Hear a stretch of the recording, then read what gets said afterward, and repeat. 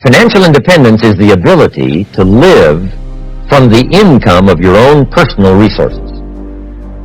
Financial independence. Now it depends on how you want to live.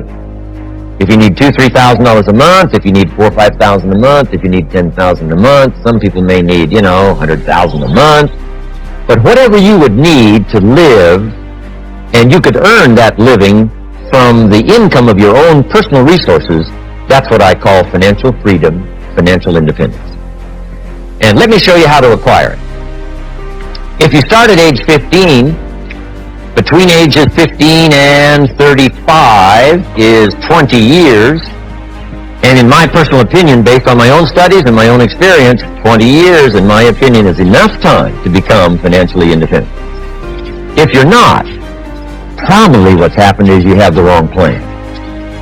And it's easy to be a nice person with the wrong plan. It's the ability to live from the income of your personal resources. Meaning, at that point, you wouldn't have to work, that is to make a living or work to earn money, because now you have enough income from your personal resources. You would then simply work for accomplishment, you would work for pleasure, you would work for joy, you would work for whatever. But from that point on, once you became financially independent, you wouldn't have to work anymore in terms of supporting yourself, in terms of like making a living. That you can become someday financially independent and live from the income of your personal resources. Now, here's the next question. How do you wish to live? There's a difference between modestly and extravagantly. If you wish to live extravagantly from the income of your personal resources, you'd have to have a lot more personal resource.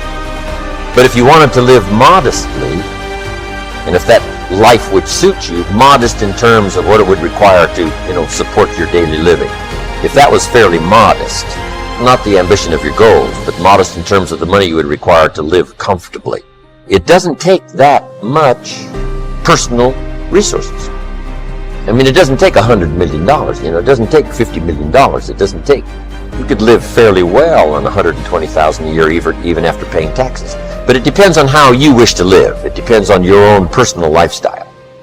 Now, if you need a mansion in every major city in the world, it's going to take more personal resources, right? But to be free of anybody to have financial claim on you, and to be free to live in a fairly easy manner, all you need is a certain amount of personal resources to be able to live from the income of those resources. Here's what we call that, whatever those dimensions are, financial independence. Now, here's one more exciting thing beyond that to be exciting, and that is debt-free. To where no one has a claim on your personal resources. Economics is major. Putting together your economic plan. My mentor asked me for my financial plan when I was 25. Of course I didn't have one. Just like a list of goals I didn't have. But a financial plan. Now here's what's important. My mentor said it's not the amount that counts, it's the plan that counts. Because I offered him the excuse. I said, if I had more money, I'd have a better plan. He said, no, if you had a better plan, you'd have more money. I'd been working 6 years. And once in a while now, the creditors were calling. See, after 6 years, he suggested to me after 6 years of economic activity, I should be at least 1/3 of the way to building a financial wall around my family nothing could get through. And how far away was I from being 1/3 of the way? Like 1,000,000 miles. And the key is to not just live in the right country, but to have the right plan. So it's the plan that counts. Now here's what you do. You start with some plan, and then refine it as you go. Or you refine it as your needs require, or you refine it as your dreams require. It just depends on what you want, how you want your life to unfold. But now, financial independence, being able to live from the income of your personal resources, that's a goal everybody should set. Now, if you're a little late coming to this plan, you might have to, do a little more stretching than the average person would. Now, the reason why the money all disappears is not because it doesn't exist, it's because the money isn't put in the right plan. So now let's talk about a few other things. One is, some people have to wrestle with, and I had a few questions on, is it okay to strive to be rich? Is it okay to want to be wealthy? Is it okay to go for it? I had to come to grips with that. Some people say, well, it'd be better to renounce all worldly goods and just live a very poverty, spiritual life. And that's one concept. I've got another concept. Try this on for size. If you could do better, should you? That's an interesting concept to consider.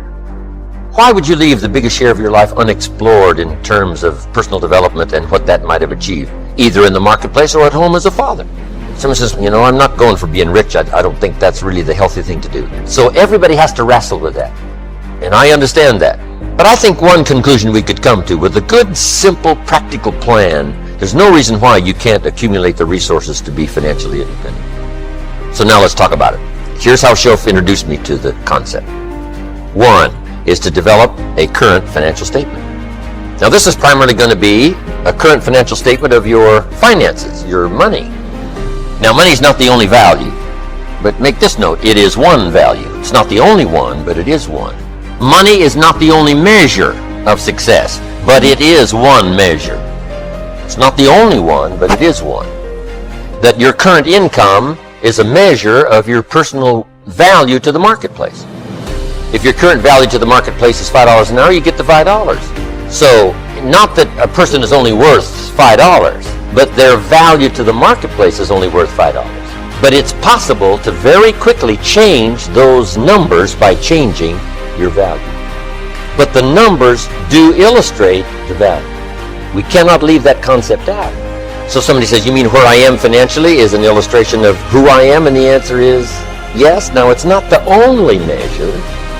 I'm not saying it's the only one, but I'm saying it is one. There's a lot of other ways to measure a person's value as a father, a person's value as a mother, a person's value as a friend, as a colleague. But we can't leave the money out. Now, here's why money is an easy measure. It's easy to count. Say, how are you doing?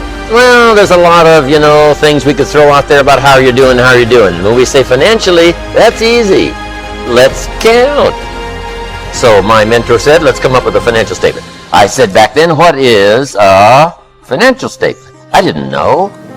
So here's what he said.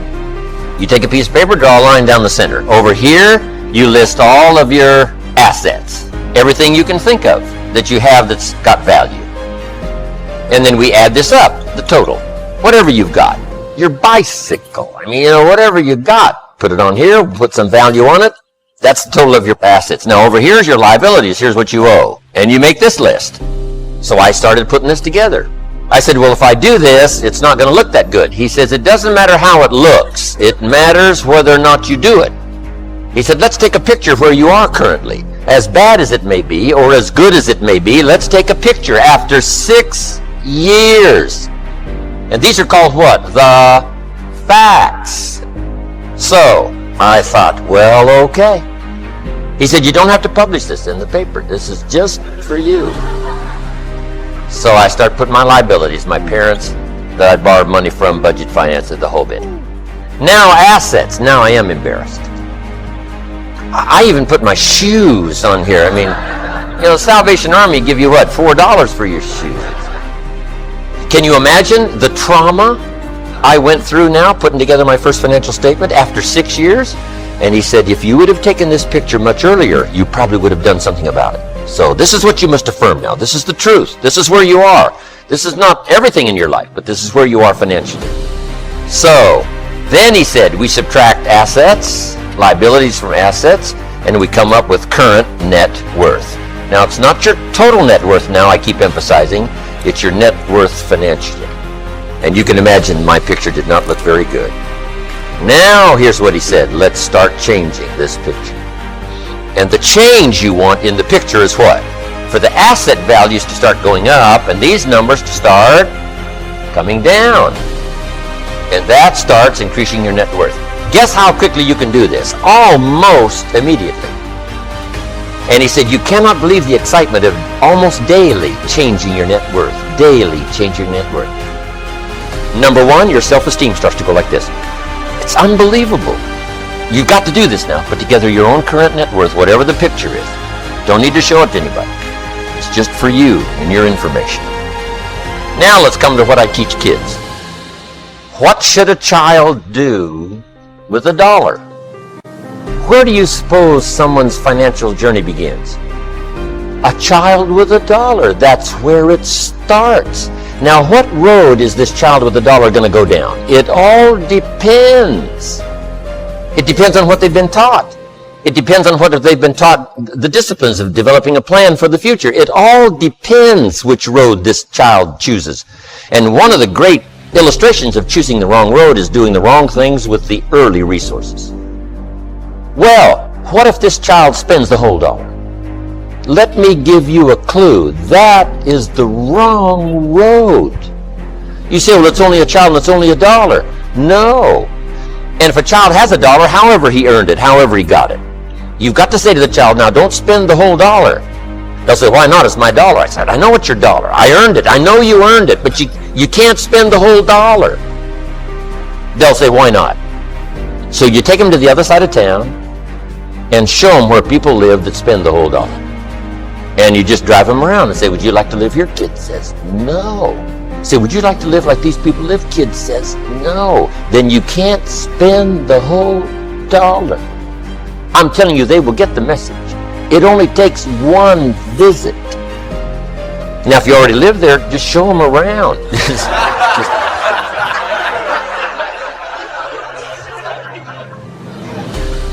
Good time for confession. Don't do what I did, wind up on this side of town.